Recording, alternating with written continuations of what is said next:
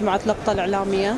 احنا مجموعتنا بعطيك يعني نبذة عنها، ان هي مجموعة كيان يعني شبابي بحريني متطوع، نصنع افلام قصيرة صور فوتوغرافية. تأسست تقريبا سنة 2013. رايك في مهرجانات نقش مثل مهرجان هذا العام للصم؟ طبعا اول شيء انا من غير مدح طبعا او من غير طبعا مبالغه، الله يعطيهم العافيه مؤسسه نقش الافلام. انا يمكن هي ثالث مهرجان احضره، وهو طبعا يمكن ادخل 4 مهرجانات. الله يعطيه العافيه طبعا محمد المسقطي والمجموعه اللي وياه على هالنشاط هذا. طبعا هي وانا قاعد اشوف انه في تطور، وكان يمكن المهرجانات السابقه كانت مختصره على او مو مختصره طبعا تحوي عام الافلام. حاليا هذه يمكن اول مره يمكن مؤسسه نقش تشارك مع جمعيه الصم في نوع معين او في فعاليه معينه اللي هي تهتم او مثل ما تقول معين او مثل ما تقولين شيء اهتمامها في الاعاقه، سواء كان الصم او انواع ثانيه من الاعاقه. فالله يعطيهم العافيه صراحه، وانا اشوف تطور يعني من مهرجان لمهرجان. واقامه مثل هالمهرجان طبعا صناعه السينما بالنسبه خاصه للشباب راح ان شاء الله يتطور ان شاء الله. لا، معامله المجتمع للصم انا اعتبرها معامله طبعا محترمه، خاصه في المجتمع البحريني. اي اعاقه يعني سواء الصم او انواع ثانيه، في هناك اهتمام من قبل المؤسسات سواء كان الرسميه او الاهليه وحتى مجموع المجتمع، هناك اهتمام بهذا النوع من الاعاقه. اتمنى لكم صراحه انتم الشباب، الله صراحه اشوف ان هالايام يعني ليس على مستوى بس صناعه الافلام السينمائيه القصيره، وانما على امور كثيره. الشباب قاعدين ينخرطون في هذه المجالات، والله يعطيكم العافيه ان شاء الله. يعطيك العافيه، مشكور. هذا الامام ان شاء الله. ان شاء الله يا رب، مشكور.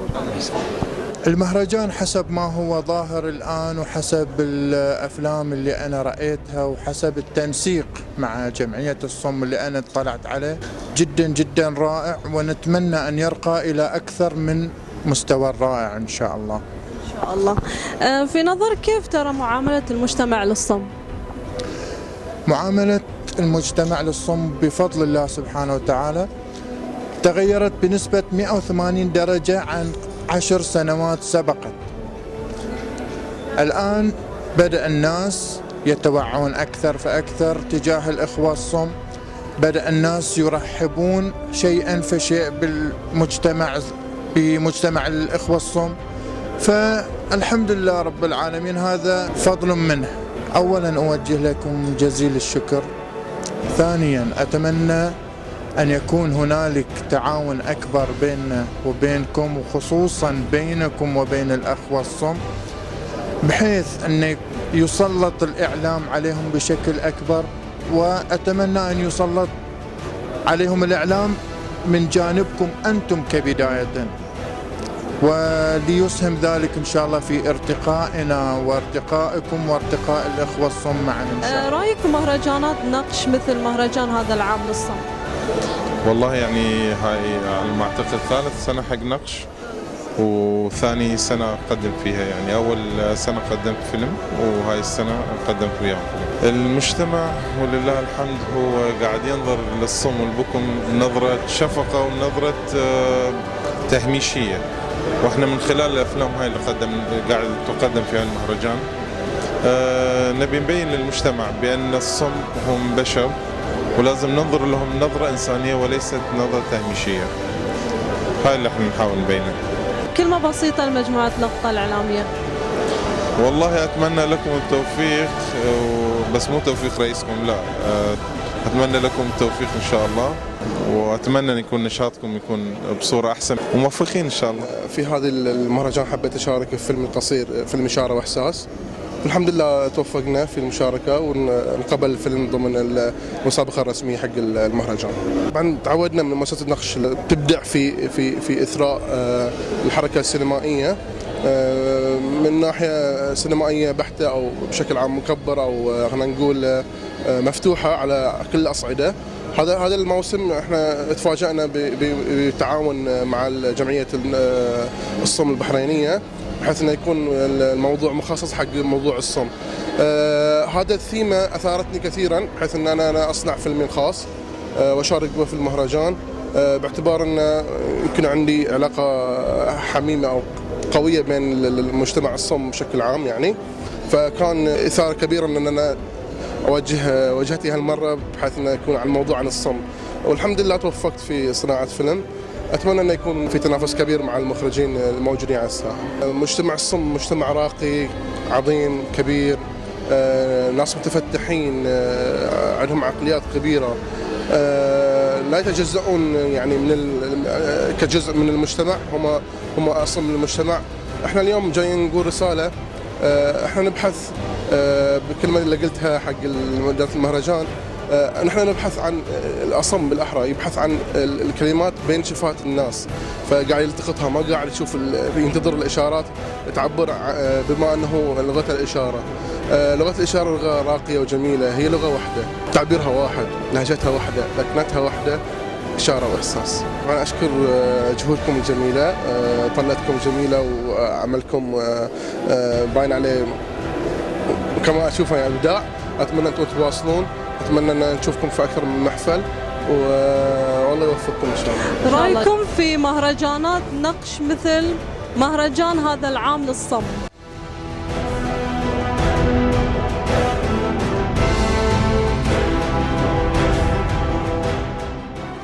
بسم الله الرحمن الرحيم، والحمد لله رب العالمين. طبعا أنا مسرور لحضوري في هذا المهرجان الرائع والجميل، كما أنه يوم الافتتاح ويوم اللقاء مع الأحبة، وكذلك يوم اللقاء مع الإخوة القادمين من خارج مملكة البحرين. ونتمنى أن نستمر في قدومنا هذا في اليومين المقبلين، أيضا يوم الجمعة ويوم السبت، ونتمنى المزيد إن شاء الله من التطور والتقدم لكلا المؤسستين، لمؤسسة نقش وكذلك جمعية الصم البحرينية. وشكرا جزيلا. في نظرك كيف ترى معاملة المجتمع للصم؟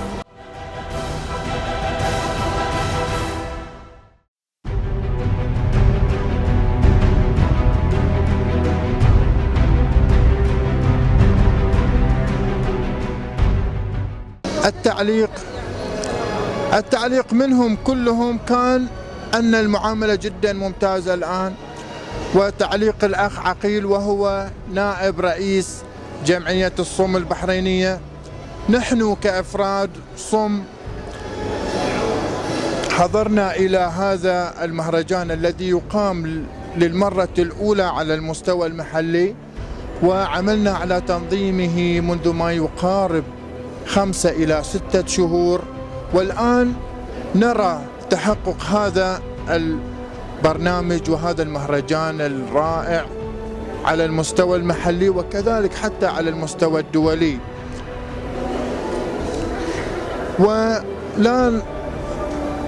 ولا يخفى علينا أيضا أن هنالك مسابقة لعدد 229 فيلم من 52 دولة،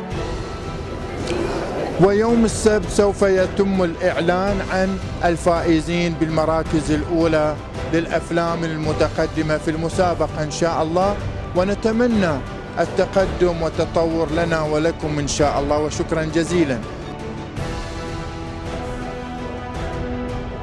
كما نتمنى أيضا أن نحصل على الدعم الذي يمكننا من تقديم الأكثر والأجمل من هذه المهرجانات في المستقبل القريب إن شاء الله، وشكرا. بسم الله الرحمن الرحيم. الاسم هو غانم محمد حسن، وهو أحد أعضاء جمعية الصم البحرينية. رأينا في هذا الأوان أن هنالك الكثير من أبناء المجتمع السامع ممن يرحبون بإدراج وخلط الإخوة الصم معهم، وذلك شيء مشكور وشيء جدا جدا جميل، والحمد لله وشكرا.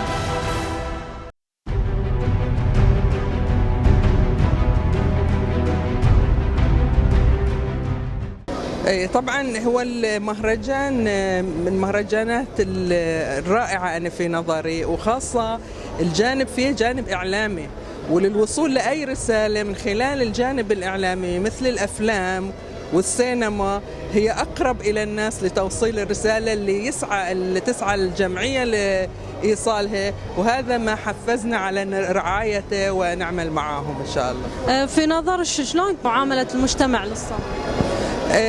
يعني احنا طبعا خلينا نقول تغيرنا 180 درجة. سابقا كان ينظر إلى الصم يمكن نظرة مختلفة، الآن أصبح هو كأنه فرد عادي يستطيع أن يمارس حياته الطبيعية ويخدم، خاصة الآن بعد تطور العلمي في زراعة القوقعة أصبحوا يعملون وأصبحوا يكون إليهم دور، ويكون يعني نشوف أحد من الصم والبكم لا نعرف أن هذا من الصم والبكم لأن عنده المقدرة، وهذا طبعا يعني دعم من القيادة لكافة هذه الفئات اللي موجودة في البحر. طبعا بس كلمة صغيرة لمجموعتنا لقطة الإعلامية.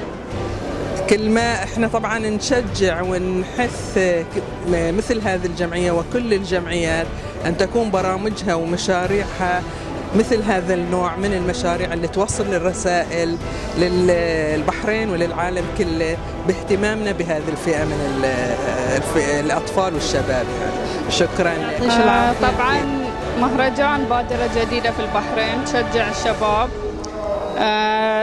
تدعمهم عشان يطورون مواهبهم، وهذه فرصة لهم أنهم يطلعون النقاط الإيجابية اللي عندهم في المجتمع عشان يوصلون رسالة عن الصم ويوعون المجتمع أن هذه فئة يعني أن هي حالها حال باقي الناس، أن هي تندمج في المجتمع وأن هي مي معزولة. يعني الحين والله ألاحظ أن انفتاح فيه، أنهم ما يعاملونهم بطريقة مختلفة، لكن للحين لابد من وجود فئة معينة أن هي تعاملهم أنهم فئة مختلفة عن الناس العادية، وأنهم ينظرون لهم بنظرة دونية.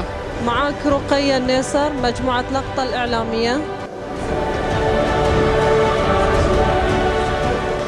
تعريف عن المجموعة: كيان شبابي بحريني تطوع الانتماء والتوجيه، يصنع أفلاما قصيرة وصور فوتوغرافية، تأسست عام 2013.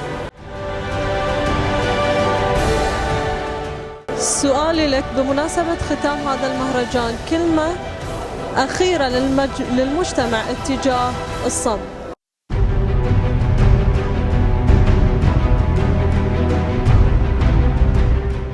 السلام عليكم ورحمة الله وبركاته. أشكركم على إتاحة الفرصة هذه لإبداء ما بداخلي وما بخاطري. أود أن أحث المجتمع السامع بشكل عام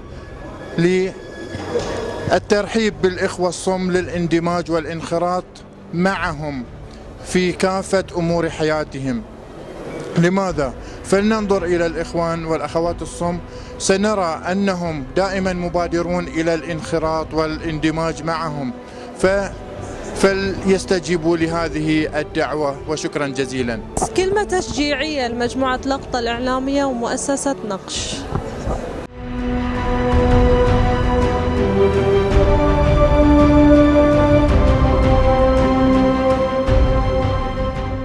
أوجه كلمة شكر وعرفان إلى هذه المؤسسة الشبابية الرائعة، والتي تسعى من خلال هذه اللقاءات المثمرة أن تسلط الأضواء علينا نحن كأشخاص صم، وشكرا جزيلا. أو الهدف من المهرجان هو توصيل رسالة إلى المجتمع، فالصم بصفة خاصة والمعاقين بصفة عامة ذوي الاحتياجات الخاصة. الأفلام هذه توصل المشاكل والعقبات اللي يعانون منهم سواء كان الصم أو ذوي الإعاقة، تدليل العقبات التي تصادفهم في المجتمع. فهذه أساساً خلينا نسميها رسالة. الأفلام هي عبارة عن رسالة توصل بشكل راقي جداً، زين، يبين المعاناة اللي يعانوا منها ذوي الإعاقة بصفة عامة، وبالتالي إيجاد الحلول إليها، لأنهم أفراد منتجين ما يختلفون عن أي فرد في المجتمع. والله مجموعة لقطة الإعلامية ومؤسسة نقش هذه صراحة أعتبرها يعني بادرة جميلة جدا وشبابية، وأتمنى أن ترتقى إلى على مستوى البلد، وبالتالي على مستوى الوطن العربي وحتى العالمي. وكلكم شباب، أتمنى لكم إن شاء الله. والآن إحنا في الزمن هذا هو زمن الشباب، فأتمنى لكم إن شاء الله الموفقية، وأتمنى لمؤسسة نقش كذلك أن تكون إن شاء الله رائدة في مجال الأفلام السينمائية وبالذات الإنسانية إلى الأمام إن شاء الله. كما أقول دائما أن إذا كانت هناك فئة ذوي احتياجات خاصة لابد أن نسد هذا الاحتياج، لابد أن يكون هناك ثقافة عامة لدى المجتمع للتعامل مع هذه الفئة، وأن لا نحسسهم بأن هناك نقص. هذا النقص ليس بيدهم، هو وقع عليهم من عند الله أو بسبب حادث أو قدر أو أيا كان. في النهاية يظل هذا النقص بالرغم عنهم، فلا بد أن نكون نحن داعمين لهم، ولا بد أن يكون هناك في ثقافة عامة للتعامل مع أي أحد في هذا المجتمع لديه نقص في جهة معينة. مجموعة لقطة مجموعة جميلة جدا، يمكن متابع لها، أنا أعرف معظم أعضائها. هذا التجمع الشبابي الإعلامي الفني جميل جدا، هو توجه للعصر الحالي وما بعد الألفية الثالثة. أنا أعتقد أن هناك وعي شبابي بأهمية اللقطة، بأهمية الصورة، بأهمية الكلمة، بأهمية الإعلام. فأقصر شيء يصل إلى الناس هو الصورة، تصل معاناة كبيرة. بمناسبة ختام هذا المهرجان، كلمة أخيرة للمجتمع اتجاه الصم. بسم الله الرحمن الرحيم، مساء الخير. المجتمع بشكل عام هناك فئات مختلفة ومستويات معينة من القدرة على التعبير والقدرة على المشاركة. أي فئة، أي مجموعة لها تميز معين، لابد أن احنا نتعاطى معها بشكل إيجابي. ربما هناك يعني خلينا أقول في جانب إيجابي كبير لحد ما، لكن لا زال هناك شوي تراجع في مدى التعاطي والتلاحم مع القدرة على إيصال الفكرة والقدرة على إيصال التعبير ومشاركتي أنا كشخص عندي ميزة معينة. أعتقد أنه واجب الملاحظة، واجب التعاطي معها وفهم الحدود وتعزيز القدرات هذه، ويعني تفجير القدرة على المشاركة. من غير الطبيعي وغير الصحيح أن احنا نحصر الناس بس بمجرد القدرات الحسية البارزة. طيب، والإنسان اللي ما يقدر يعبر عن طاقاته واجب علينا احنا قبل ما يكون واجب عليه هو، لأنه هو تميز عنا، فلابد نحن نعرف الأشياء المخفية عنا احنا أكثر ما هو يفترض فيه أنه يخرج هذه المكنونات.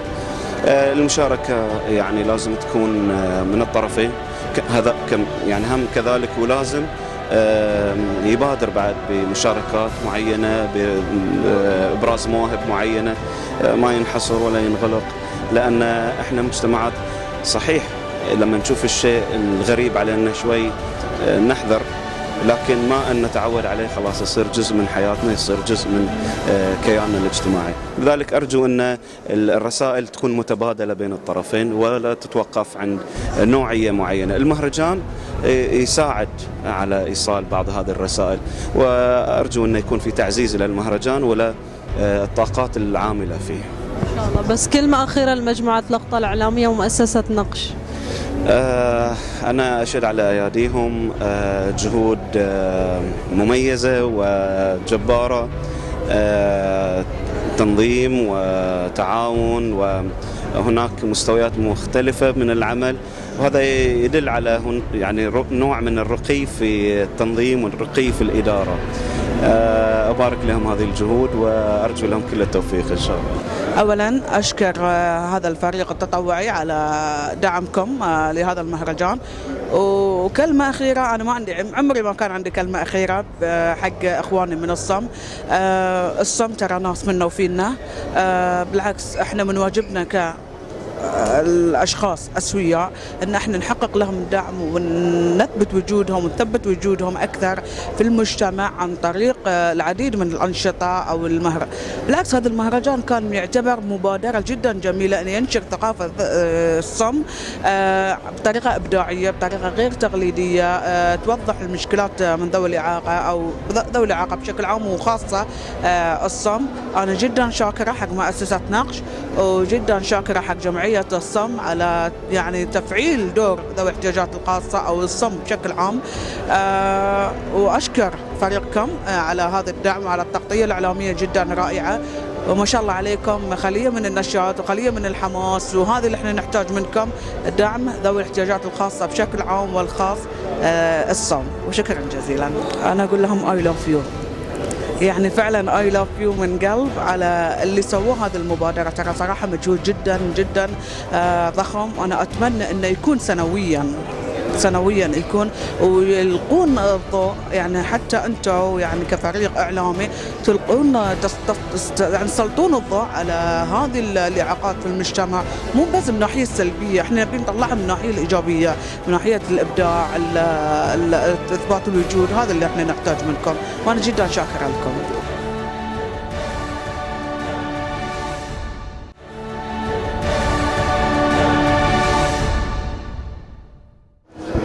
أتمنى أن الناس ينخرطون مع المجتمع أكثر، وأتمنى أن هاي الأفلام اللي قدموها الصم تكون واضحة حق المجتمع شنو احتياجات الصم، وأن يحققون لهم احتياجاتهم وحقوقهم، أن ياخذون كافة حقوقهم أن يحصلون عليها. أشكر مؤسسة نقش واللقطة الإعلامية على هاي التغطية، وأشكر مؤسسة نقش بأنها قدمت حق الصم هاي الفرصة اللي افتحوا فيها الأفلام هذه وبينوا شنو نواقصهم وشنو الحقوق اللي يحتاجونها منهم. تبتدي تعلم لغة الإشارة لو في أبسط صورها حق الأطفال، لأن اللغة سهلة ومن حقهم نتكلم معاهم، هم عايشين بروحهم مجتمعهم بروحهم. فأنا هذه أدعو من خلالكم أن تنشرون حق الناس أن يتعلمون لغة الإشارة. يعني بالعكس وايد نفخر أن نشوف شباب نشيطين مثلكم، شرفتونا.